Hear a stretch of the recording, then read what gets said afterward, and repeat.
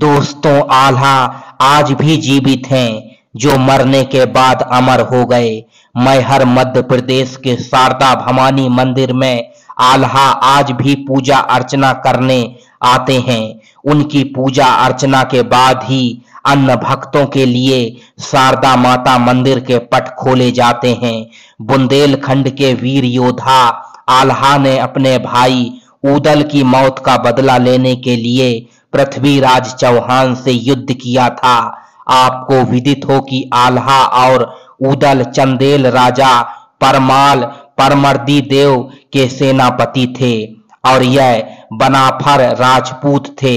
जब पृथ्वीराज चौहान ने महोबा पर हमला किया तो आल्हा और उदल ने अपने सैनिकों के साथ पृथ्वीराज चौहान का सामना किया और युद्ध में पृथ्वीराज चौहान को पराजित कर दिया।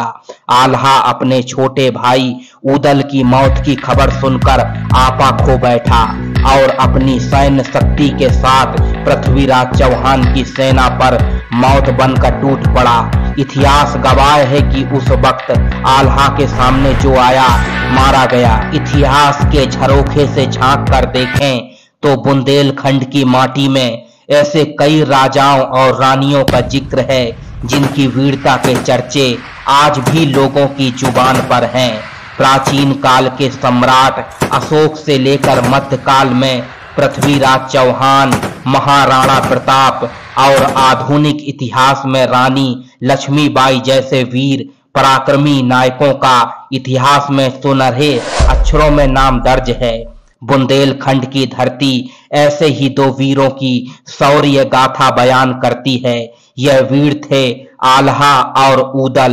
दोनों भाइयों आल्हा और उदल का जन्म 12वीं विक्रम शताब्दी में बुंदेलखंड के महोबा से 5 किलोमीटर दूर दसराज पूर्वा गांव में दक्षराज की यहाँ हुआ था। बचपन में ही यह दोनों शास्त्र ज्ञान और युद्ध कौशल में निपुण हो गए थे। आल्हा और उदल के ज्ञान और बल को देखते हुए इन्हें युधिष्ठिर और भीम के अवतार के रूप में ही जाना जाता है। इन दोनों का संबंध चंद्रवंशी क्षत्रिय बनाफर वंश से जोड़ा जाता है। आल्हा उदल की शौर्य गाथा में दोनों को दसराज और तिवला का पुत्र बताया गया है। दसराज चंदेल वंश के राजा परमल के सेनापति थे।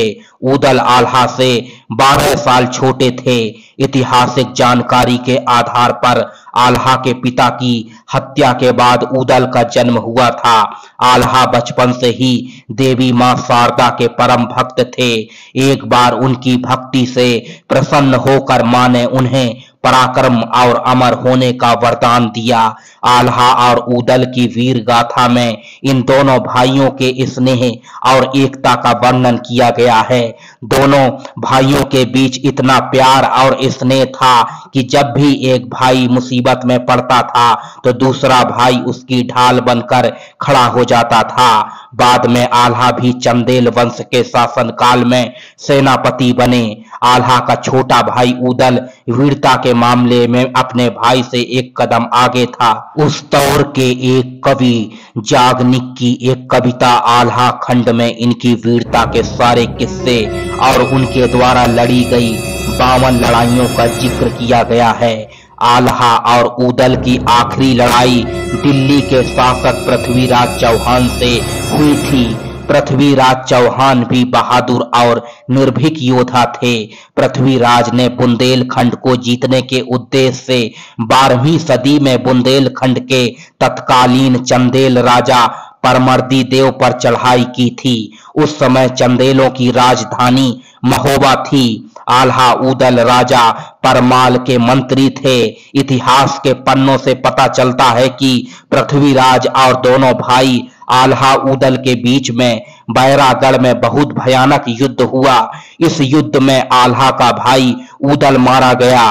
आल्हा अपने छोटे भाई उदल की वीरगति की खबर सुनकर आपा खो बैठा और पृथ्वीराज चौहान की सेना पर अपनी सैन्य शक्ति के साथ टूट पड़ा। उस वक्त आल्हा के सामने जो आया मारा गया। लगभग 1 घंटे के भयंकर युद्ध के बाद पृथ्वीराज और आल्हा आमने सामने आ गए। दोनों में युद्ध हुआ और पृथ्वीराज चौहान बुरी तरह घायल हो गए। आल्हा ने अपने भाई उदल की मौत का बदला पृथ्वीराज चौहान को पराजित करके लिया। माना जाता है कि आल्हा ने अपने गुरु गोरखनाथ के कहने पर पृथ्वीराज चौहान को जीवन दान दे दिया था। यह युद्ध आल्हा के जीवन का आखिरी युद्ध था। इसके बाद आल्हा ने संन्यास ले लिया और शारदा मां की भक्ति में लीन हो गए।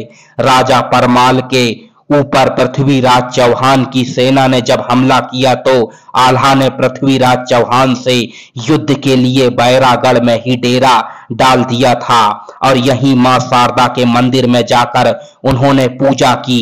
माना जाता है कि आल्हा को मां ने साक्षात दर्शन देकर उन्हें युद्ध के लिए सांग यानी लोहे का नुकीला हथियार दिया। पृथ्वीराज चौहान को हराने के बाद आल्हा ने मंदिर पर सांग चढ़ाकर उसकी नोक टेढ़ी कर वैराग धारण कर लिया था। इस सांग को आज तक कोई सीधा नहीं कर पाया है।